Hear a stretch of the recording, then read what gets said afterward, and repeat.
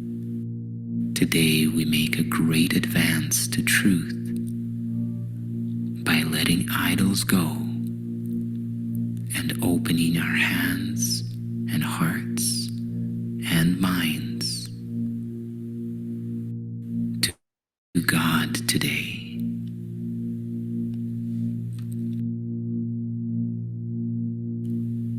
I am as God created me. Repeat this statement to yourself and let its truth sink in.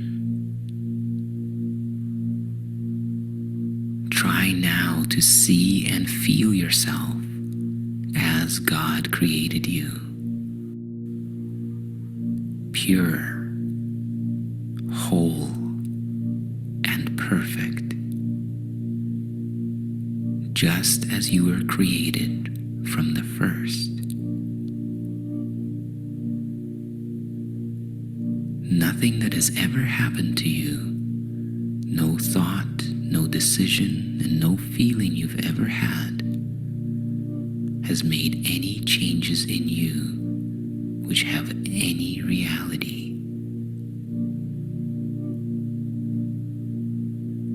Nor has the universe become corrupt with fear and evil, misery, or death.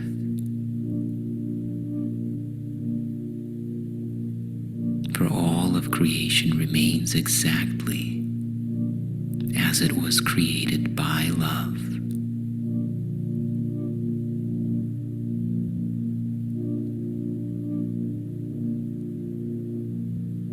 As you remain as God created you, fear has no meaning, evil has no reality, and misery and death do not exist.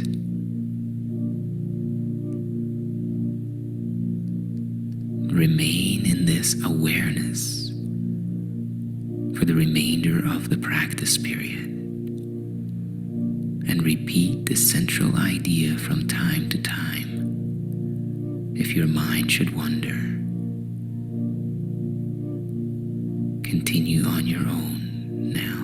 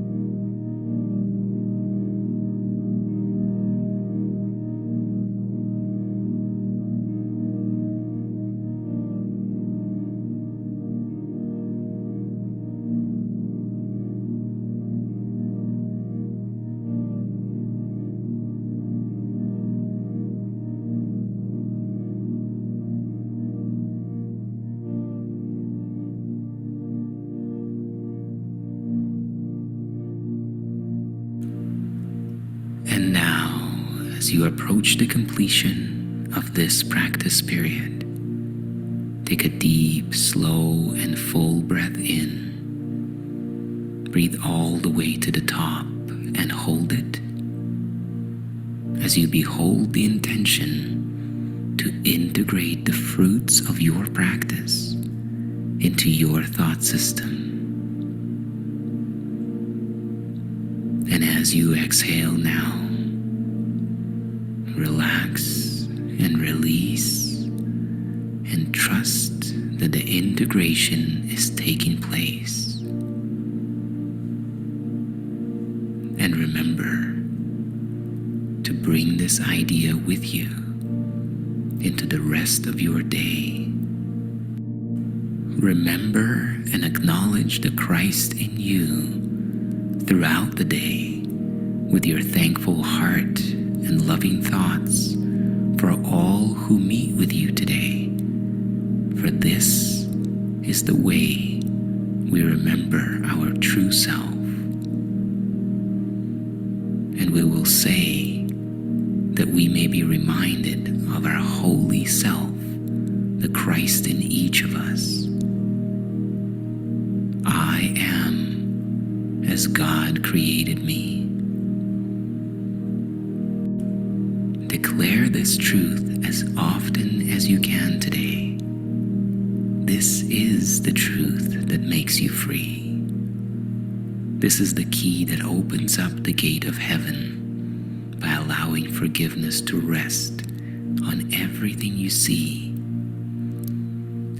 And the peace of God, which passes all appearances, reveals itself in you and through you as you remember your true self.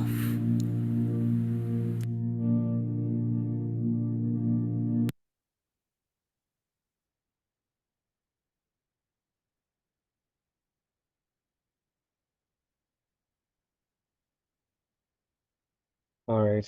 So hopefully that, if you even got an inkling of it, of um, this one took me quite a while because it seems very abstract, very difficult to get. It kind of sounds like a nice platitude. I am as God created me, right? Um, but if it practice it, if it sinks in, when it sinks in most deeply, is it because it falls flat because you think that you're your ego character. You think that you're Patrick. So I'm like, I am as God created me, like as Patrick. Well, that doesn't say much, you know what I mean? That's not that's not the all loving, powerful God. No, no, no. So then it doesn't really ring. But when you can notice that contrast, right? And you can feel your consciousness, wait a second, there's something within me that is not Patrick. That part, the dreamer of the dream, well, even there, it might not fully resonate because, well, wait a second, I'm the dreamer of the dream. I'm dreaming up a hellish nightmare, right? So even there, you're not quite there yet. But when you realize, okay, wait, as spirit, as the dreamer of the dream, I can't really be dreaming up a nightmare if I'm really the loving as God is loving, kind as God is kind, innocent as God is innocent. When that clicks, when the dreamer realizes, wait a second, I can't be dreaming like this because I'm loving. I must be eternal. I must be unchanging. That's when the dream itself will shift.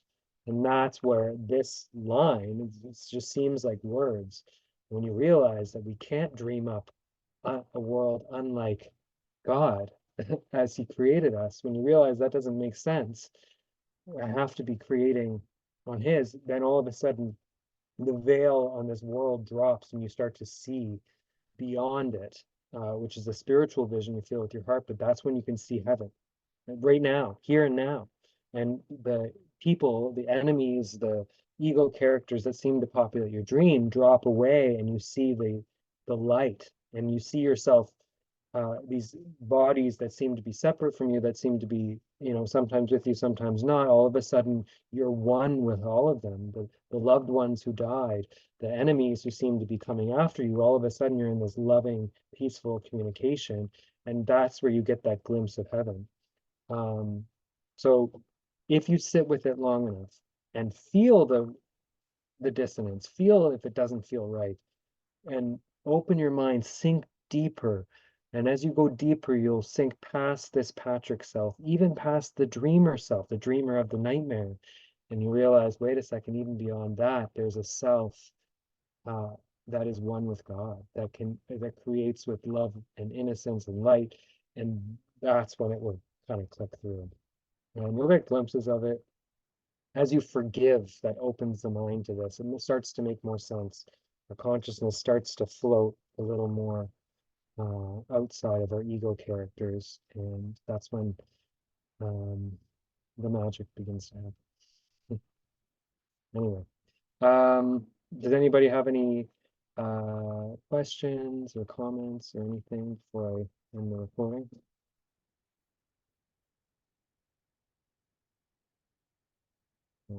Well, for those who are watching the replay, well, we'll be back again next week. Thank you for watching, and I'll just end the recording here.